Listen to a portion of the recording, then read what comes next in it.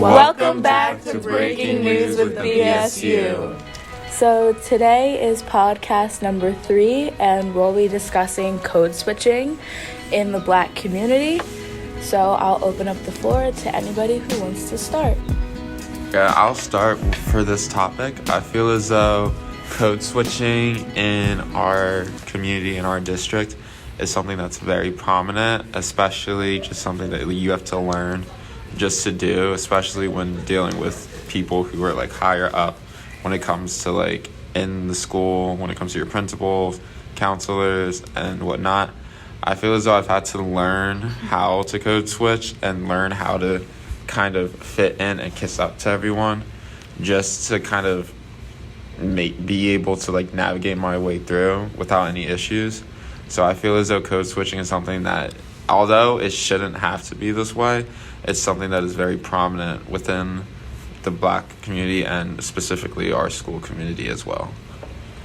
I would say you can definitely see the link between gender and race with code switching in our area, with the way that both Black boys and girls are seen as aggressive and are encouraged to code switch to be more like palatable or like acceptable to the white authority figures here. And I think it creates a bigger divide among Black people as well, because in our community there is like also clear distinction between the Black students who have been here since early kindergarten and those who have just recently transferred into our school. And I feel like there's a further rift created in our community when there are people who have accumulated or assimilated into knowing how to code switch and those who still are not familiar with that. And I feel like it pits us against each other when there's this like competition of appealing to those above.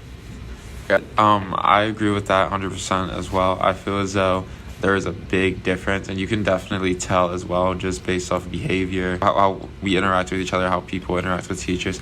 It's just that I feel as though there is a big rift created to people who've been in the district and have grown to kind of adapt to code switching and just learn to not deal with it, but have learned to just kind of do it subconsciously, versus the other people who haven't gotten that experience yet and who is still have yet to get into that kind of switch when it comes to that.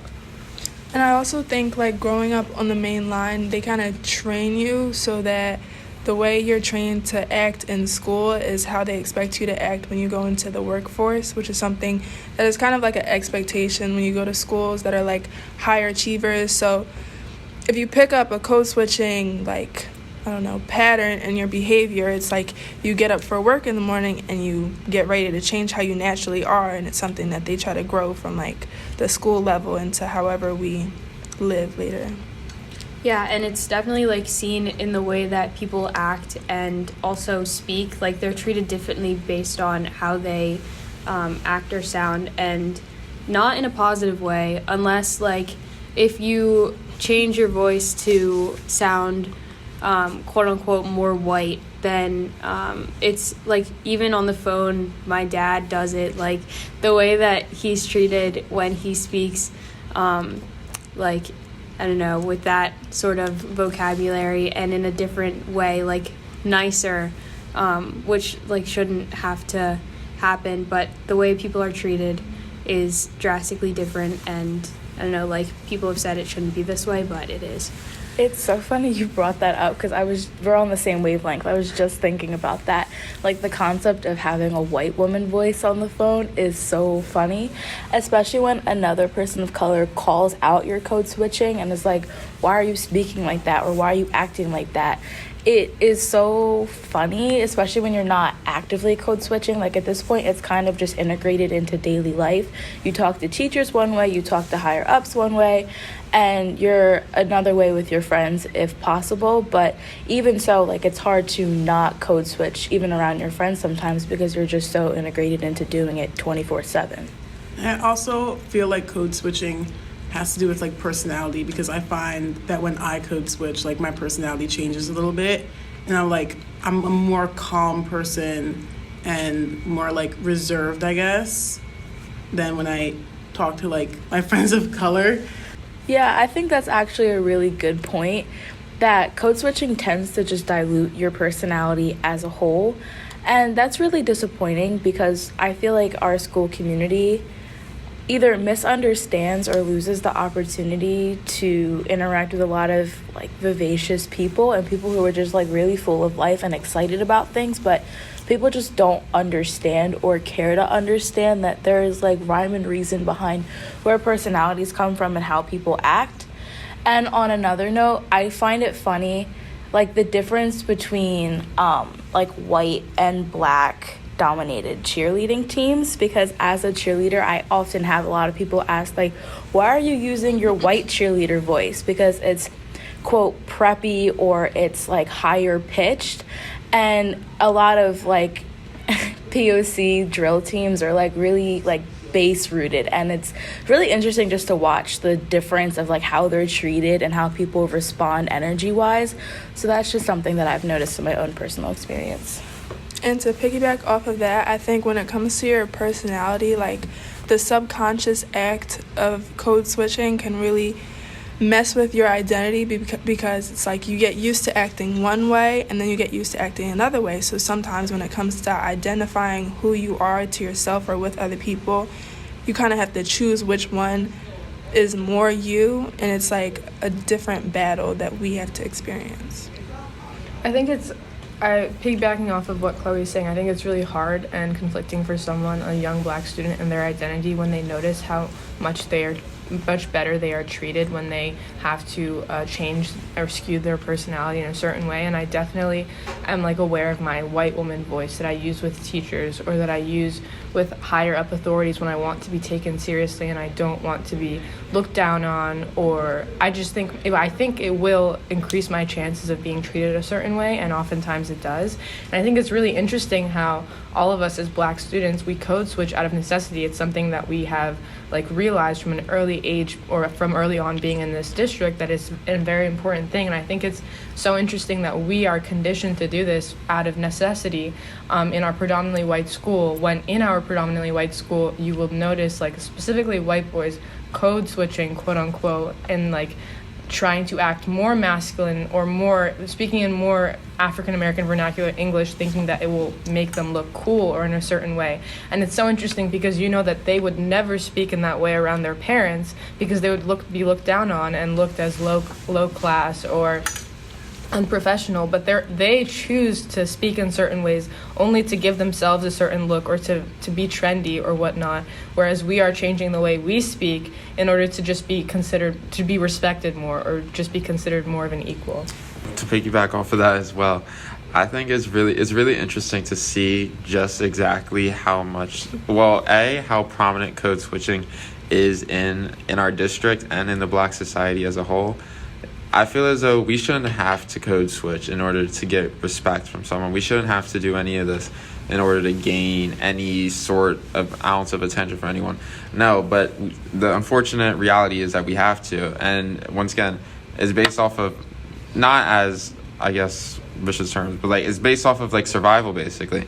You have to learn to do this. You have to learn when to use it, when not to use it, and things like that. And like it's gotten to the point where like it's like bled into my actual life.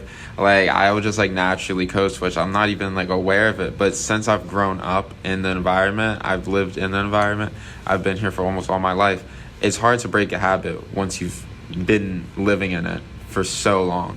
And then a lot of people preach having like uniqueness and preach more people being different, trying to be inclusive, but then when there's people who are different than them, who talk different than them, who act different than them, they see it as a problem where they don't want anything to do with it.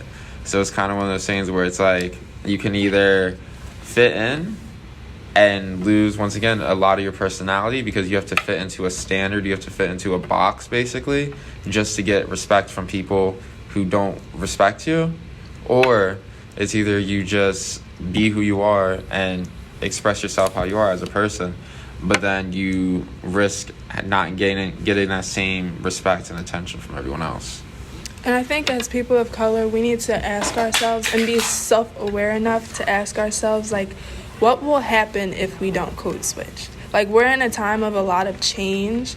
So it's like, if we want to stand up for ourselves, our individual identities, and like how we want our communities to be in the future, like, what will happen if we just stop this completely as a people, so that it like makes a change for our future and we're not stuck in it forever? I think that's actually a really good point and a very insightful question, actually. And I think that this isn't even a question just for people of color to consider, but for white people to consider too. How would our society be shaped if we didn't code switch? And what would I was going to say what would their reactions be, but not in the sense of that their reactions really matter, but how are they going to allow this to be this is so wrong language. I'm not saying that correctly, but essentially, like, not code switching will change the world, and it will change the world for a better way in like most cases. So on that point, I think that like it's time for people of color to just kind of overtake society back and like actually make space for them in society where it literally doesn't exist. I would say I agree completely with what Kat is saying, and I think that like the main point of that is that we should stop changing ourselves to make them feel more comfortable, and they should just accept the fact that there will be times where they will be uncomfortable, and that is something they can deal with because we are constantly uncomfortable. And true allyship is being okay with being uncomfortable because you know that you are helping a marginalized group of people. And I will also add, I think like when it comes to standing up for us as a people, it's a completely small form of radicalism. Like, if it's hard for someone to go protest or do something that's out of the norm of like how we act just to stand up for ourselves, that's something so small that we could do just in our everyday lives to change what's happening in our communities and like what's happening on a more personal level. Exactly. I feel as though we need to stop code switching and trying to fit into a society that favors other people who aren't us. I feel as though we need to start building a society where everyone is equal and we are able to express ourselves the way that we are without having to feel as though we're trapped or stuck in a box based off of it. But I think that's a good place to end off today's episode. Once again, this is Breaking News with the BSU. I hope you guys have a good rest of your day. Bye. Bye. Bye.